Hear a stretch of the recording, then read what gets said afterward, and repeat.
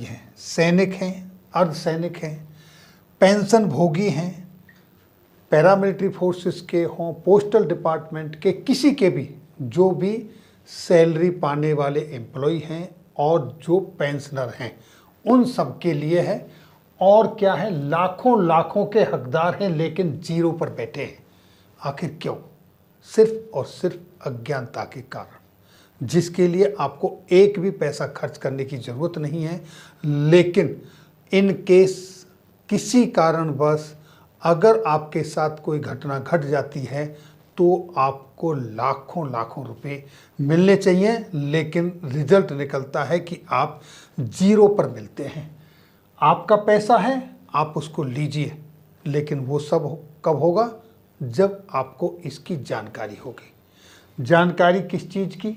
देखिए दोस्तों, जितने भी सैलरी पर्सन हैं, चाहे वो आर्म्ड फोर्सेस से हों, उनके लिए डीएसपी सैलरी पैकेज अकाउंट होता है एक बैंक के अंदर, चाहे वो central armed police force salary package होता है, CAPSP अकाउंट होता है अर्धसैनिक बलों के लिए, पैरामिलिट्री फोर्सेस के लिए, Indian coast guard salary package उनके लिए भी होता है, सेंट्रल गवर्नमेंट एम्प्लॉयज़ के लिए भी सैलरी पैकेज है, स्टेट गवर्नमेंट एम्प्लॉयज़ के लिए भी सैलरी पैकेज है, और कॉरपोरेट सैलरी पैकेज है उनके लिए भी है। और यहाँ तक कि जब से सेना के अंदर अग्निवीर भर्ती हुए हैं उनके लिए भी DSP अकाउंट की फैसिलिटियाँ लागू हैं। DSP अकाउंट की फैसिलिटीज़ क्या क्या हैं और किस किस बैंक में हैं, वो सब मैं आपको दिखाता हूँ। देखिए दोस्तों, DSP अकाउंट की फैसिलिटी कहाँ कहाँ पर है? स्टेट बैंक ऑफ इंडिया में है, PNB के अंदर हैं, बैंक ऑफ बड़ौदा के अंदर हैं, यस बैंक के अंदर हैं, HDFC बैंक के अंदर हैं, ICICI बैंक के अंदर हैं, IDBI बैंक के अंदर हैं, एक्सिस बैंक के अंदर हैं, बंधन बैंक के अंदर हैं, कोटक महिंद्रा बैंक के अंदर हैं। ये कंपेरेटिव चार्ट है किस किस बैंक में क्या क्या है। इसके बाद यूनियन बैंक के अंदर हैं, इंडियन बैंक के अंदर हैं, सेंट्रल बैंक के अंदर हैं, और भी कई बैंक हैं जिनके अंदर DSP सैलरी पैकेज अकाउंट की फैसिलिटियां हैं। वो जो नौकरी कर रहे हैं उनके लिए भी और जो रिटायर्ड चले गए उनके लिए भी, यानी सभी के लिए फैसिलिटीज़ उनके अंदर अवेलेबल हैं। अब वो फैसिलिटीज़ आपको ज़रूरत पड़ने पर मिलती क्यों नहीं है, उसके कारण क्या हैं? सबसे पहले हम उनके कारण देखते हैं कि आखिर क्यों वो आपको फैसिलिटी मिलती नहीं है। तो वो देखिए।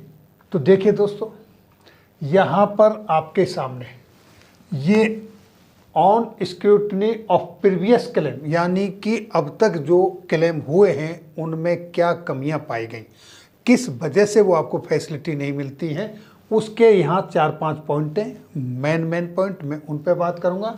पहला पॉइंट है कि आपका इनकरेक्ट और इनकम्प्लीट डॉक्यूमेंट रहता है।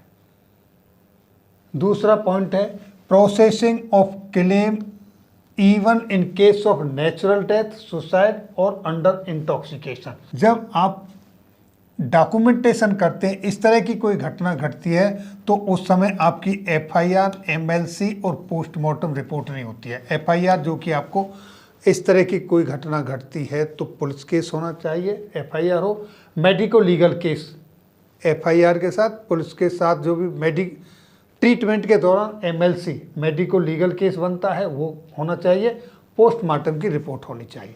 इसके बाद nominee not be nominated in the DSP account. DSP account यानी सैलरी अकाउंट, जो डिफेंस वाले हैं उनके लिए DSP अकाउंट है, जो पैरामिलिट्री फोर्सेस के हैं, अर्धसैनिक बल हैं, उनके लिए CAPSP अकाउंट है, सेंट्रल गवर्नमेंट के हैं CG सैलरी पैकेज है, स्टेट गवर्नमेंट के हैं SG सैलरी पैकेट है। इस तरह से वो अकाउंट है। और दूसरा, salary account not been converted to DSP account. और बाकी जितने भी सेंट्रल गवर्नमेंट के हैं उनके लिए CG सैलरी पैकेज अकाउंट है, जो स्टेट गवर्नमेंट के हैं उनके लिए state government salary package SGSP account है। इसी तरीके से अब इसमें सबसे इम्पोर्टेंट चीज़ क्या है, ये जो चीज़ें ये इतने मायने नहीं रखती हैं, ये आप जब जानते हैं तो सब कुछ हो जाएगा। लेकिन प्रॉब्लम सबसे बड़ी कहाँ आती है, salary account not been converted to salary package account, उसमें कन्वर्ट नहीं होता है। अब यहाँ पर मुद्दा ये आता है कि ऐसा होता क्यों है, ये गलतियाँ क्यों होती है। ये इसलिए होती है कि अगर आपका सैलरी पैकेज अकाउंट है और आपको 3 महीने तक सैलरी नहीं मिली या आपकी पेंशन नहीं आई, तो बैंक ऑटोमेटिक आपके सैलरी पैकेज अकाउंट को नॉर्मल सेविंग बैंक अकाउंट में कन्वर्ट कर देता है। लेकिन जब आपकी सैलरी आ रही होती है और आप अपनी तरफ से एप्लीकेशन देके उसको कन्वर्ट नहीं कराते हैं, तो बैंक आपके सेविंग अकाउंट को सैलरी पैकेज अकाउंट में या सैलरी के पेंशन अकाउंट में कन्वर्ट नहीं करता है। क्यों नहीं करता है, सीधी सी बात है कि अगर आपके सेविंग अकाउंट को सैलरी या पेंशन अकाउंट में कन्वर्ट कर देंगे और उस समय आपके साथ कुछ इंसिडेंस हो जाता है और आपका नॉमिनी, आपके उत्तराधिकारी उसका क्लेम करते हैं, तो बैंक को लाखों लाखों रुपए देने होते हैं, इसलिए वो अपने आप नहीं करते। तो ये आपको करवाना है। दूसरा, जितने भी हमारे पुराने पेंशनर हैं, पुराने एम्प्लॉय हैं, उस समय पर ये फैसिलिटी बैंक नहीं देते थे। ये फैसिलिटी बैंक ने अपने अभी पिछले कुछ वर्षों से देनी शुरू की है। तो इसलिए जो पुराने पेंशनर हैं उनके पास तो ये इन्फॉर्मेशन, जानकारी ही नहीं है, और जो अभी सर्विस में पुराने सर्विंग पर्सनल हैं उनको भी नहीं पता था। उनके पहले से अकाउंट चल रहे हैं, वो नॉर्मल अकाउंट में हैं। आपका काम है कि आपने अपने सैलरी अकाउंट को या पेंशन अकाउंट को आपने salary oblique pension package account में कन्वर्ट कराना है। अगर डिफेंस में है तो डीएसपी में कराना है, अगर केंद्रीय कर्मचारी हैं तो सीजीएसपी में कराना है, अर्धसैनिक हैं तो एसीपीएसपी में कराना है। इस तरीके से आपने कन्वर्ट कराना है। अगर आप अग्निवीर हैं और पहले से अकाउंट है तो आपने अग्निवीर वाले को भी कन्वर्ट कराना है। उनके लिए भी डीएसपी अग्निवीर अकाउंट की फैसिलिटी चालू हो चुकी है। अब करवाने के लिए क्या करना होगा, ये एक कॉमन मैंने फॉर्म आपके लिए दिया है। सबसे पहले आपने अपने हिंदी में लिखो, अंग्रेजी में लिखो, प्लेन पेपर पे लिखिए, to the branch manager, bank का नाम डाल दीजिए, आपका जो बैंक है, ब्रांच कौन सी ब्रांच है, कौन सी जगह, यहाँ जगह डालिए और तारीख 2023 यहाँ पर डाल दिया।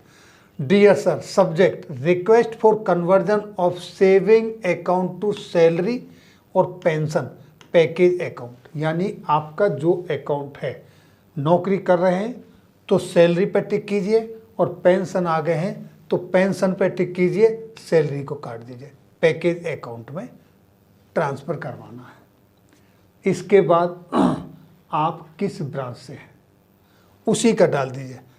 फौज से हैं डीएसपी, पैरामिलिट्री फोर्स से हैं सीएपीएसपी, इंडियन कोस्ट गार्ड से हैं आईसीजीएसपी, सेंट्रल गवर्नमेंट से हैं सीजीएसपी, स्टेट गवर्नमेंट से हैं एसजीएसपी।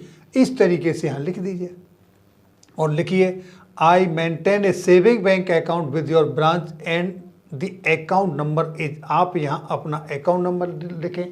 उसके बाद आई एम प्रेजेंटली सैलरी और पेंशन, सर्विस कर रहे हैं तो सैलरी पे टिक करें, पेंशन काट दें, और पेंशन पर हैं तो सैलरी को काट दें और पेंशन पे टिक करें। होल्डर फ्रॉम, कब से, आप सेना से हैं, पैरामिलिट्री फोर्स से हैं, सेंट्रल गवर्नमेंट से हैं, जिस भी ग्रुप से हैं उस पर टिक करें और अपना डिजिग्नेशन या रैंक यहाँ लिखें। माई सर्विस नंबर, अगर आप रिटायर्ड हैं तो पीपीओ नंबर डालें, और नौकरी पे हैं तो आपका एक सर्विस नंबर होता है वो यहाँ लिखें। अगर सर्विस में हैं तो सर्विंग सर्टिफिकेट लगाएं, और अगर रिटायर्ड हैं तो पीपीओ की कॉपी लगाएं आपकी, उसके साथ अटैच करें, और यहाँ पर अपना आधार कार्ड और पैन कार्ड लगाकर ये सबमिट कर दें। अपना यहाँ पर सिग्नेचर, नाम, मोबाइल नंबर, ईमेल आईडी डालें, और ये आपको डॉक्यूमेंट हैं, आपके पेमेंट ऑर्डर की जीरोक्स कॉपी, पैन कार्ड की जीरोक्स कॉपी और आधार कार्ड की लगाकर अपने बैंक मैनेजर को सबमिट कर दें, और उसका उनसे एक रिसीप्ट लें, ताकि आप दोबारा जाके ये चेक करें मेरा जो सेविंग अकाउंट था वो पेंशन अकाउंट में कन्वर्ट हुआ या नहीं हुआ।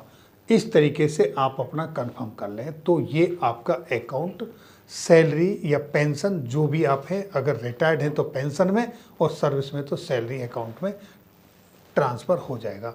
और उसके बाद उसके ऊपर जो मिलने वाली सुविधाएं हैं वो आपको मिलने लगेंगी। अब वो सुविधाएं क्या हैं, वो अलग अलग ब्रांच के लिए, बैंक के लिए, अलग अलग फोर्स के लिए अलग अलग सुविधाएं हैं। जैसे यहाँ पर देखिए, बेनिफिट टू सर्विंग पर्सनल, ये आर्मड वालों का है, यानी सेना वालों का है, उनके लिए क्या है, और ये स्टेट बैंक का है। इस तरीके से अलग अलग बैंक के हैं, जैसा मैंने अभी आपको दिखाया था। फिर एक बार दिखाता हूँ, ये सभी बैंकों की सुविधाएं हैं, हर एक बैंक की अपनी अपनी सुविधाएं। इस तरह का पूरा चार्ट है, इसकी कॉपी मैं हर एक आदमी तक पहुंचा दूंगा जो जानना चाहते हैं। तो इस तरीके से जीरो बैलेंस अकाउंट होगा आपका। दूसरा, फ्री अनलिमिटेड ट्रांजैक्शन होंगे, एटीएम से कोई प्रॉब्लम नहीं, ऑल ओवर द इंडिया। दूसरा, कम्प्लीमेंट्री पर्सनल एक्सीडेंट इंश्योरेंस, अगर डेथ हो जाती है तो 50 लाख रुपए सभी रैंक के लिए, सिपाही से लेके जनरल तक 50 लाख रुपए।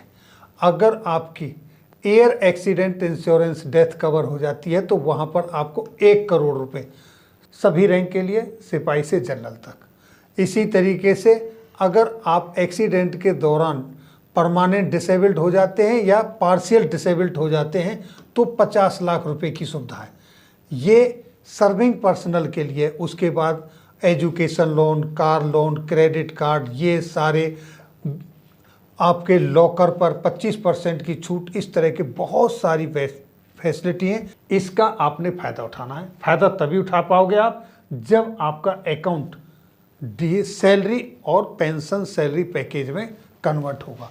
इसके बाद देखिए, ये रिटायर्ड पर्सनल, वो भी आर्मड फोर्सेस के ही हैं, इनके लिए भी zero balance, free unlimited transaction, कोई वो नहीं।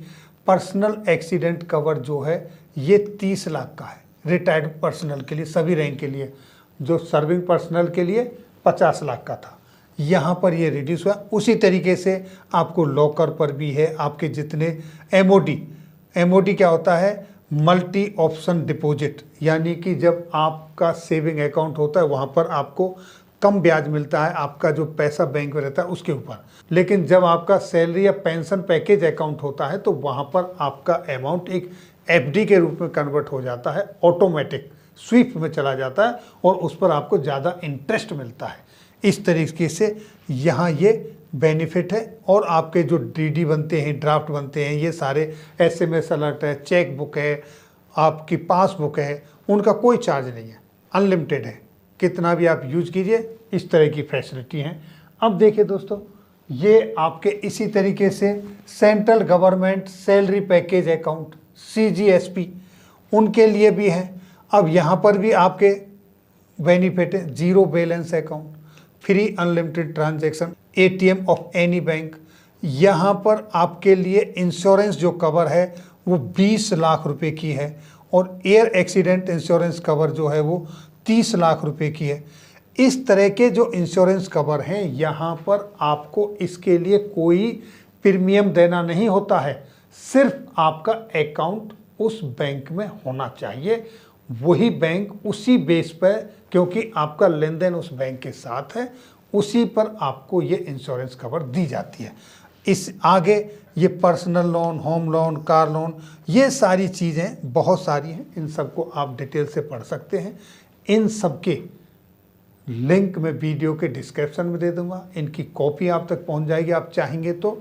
ये सारी फैसिलिटी आपको इन बैंकों में मिलती हैं और ज़्यादातर जितने भी बैंक हैं सारे के सारे आपको ये फैसिलिटियाँ देते हैं। अभी मैंने 10 बैंकों का आपके सामने दिखाया, ये मेरे पास है। इससे अलग जैसे यूनियन बैंक है, आपका इंडियन बैंक है, आपका सेंट्रल बैंक है, लेकिन कुछ बैंकें अलग अलग नामों से देते हैं। ज़्यादातर देखा गया है बैंकों में लोग जाते हैं और पूछते हैं कि हमको अपना अकाउंट ऐसे ऐसे कन्वर्ट करना है, तो वहाँ जो क्लरिकल स्टाफ है या बैंक मैनेजर हैं, कई बैंकों से शिकायत मिली है, वो कह देते हैं कि हमारे पास इस तरह की कोई फैसिलिटी नहीं है। आप बिल्कुल उनके पास इस तरीके से मत जाइए। जब भी आप उनके पास जाते हो, आप अपना एप्लीकेशन ले जाइए, एप्लीकेशन भर के दीजिए अपना डिटेल, और बोलिए ये फैसिलिटी मुझे आपके बैंक में चाहिए, तो वो जब आपको लिख कर देते हैं इस पर कि ये फैसिलिटी नहीं है, तो आप उनके अगेंस्ट में जा सकते हो। जब आप ब्लैक एंड वाइट में काम करेंगे तो वो आपको स्टेट में मना नहीं कर सकते, क्योंकि सबकी वेबसाइट पर ये फैसिलिटियाँ अपलोडेड हैं, डली हुई हैं, आप चेक कर सकते हो। और अपने सभी भाइयों के साथ शेयर करें, सभी के एक दूसरे के साथ मिलके अकाउंट, जो सेविंग अकाउंट है उसको सैलरी में, और जो सैलरी और जो पेंशन आ गए उनको पेंशन में उसको कन्वर्ट कराएं और इसका फ़ायदा उठाएं, क्योंकि यहाँ पर आपके एटीएम पर भी इंश्योरेंस है, आपके अकाउंट पर भी इंश्योरेंस है, आपको बहुत सारी फैसिलिटियाँ मिलती हैं और इसके लिए आपको अलग से कोई चार्ज भी देना नहीं होता है। जब कभी ज़रूरत पड़ती है तो उस समय जहां आपको लाखों रुपए का फ़ायदा होना चाहिए था और आप एक छोटी सी भूल के कारण उससे वंचित रह जाते हैं, आप तो चले जाते हैं, आपके बाद आपके अपने वंचित रह जाते हैं। आप भी होते हैं, आप डिसेबल्ड हो जाते हैं, आपको जो 50 लाख रुपए 30 लाख रुपए मिलना था वो नहीं मिलता है, क्योंकि आपका अकाउंट उसमें आपने कन्वर्ट कराया ही नहीं है, कन्वर्ज नहीं मतलब बदली नहीं कराया है, बस छोटी सी। इसके लिए ना तो आपको कोई पैसा खर्च होता है, ना ही आपको कोई भागदौड़ करनी होती है, सिर्फ आपको एक दिन बैंक के अंदर जाना होता है। तो दोस्तों ये थी जानकारी, इससे अपने तक सीमित ना रखें, अपने भाइयों के साथ शेयर करें और जो नहीं जानते उनका अकाउंट कन्वर्ट करवाने में भी हेल्प करें। फिर मिलेंगे आपके वेलफेयर से जुड़ी हुई किसी अन्य जानकारी के साथ अगली वीडियो में। तब तक के लिए जय हिंद, जय भारत।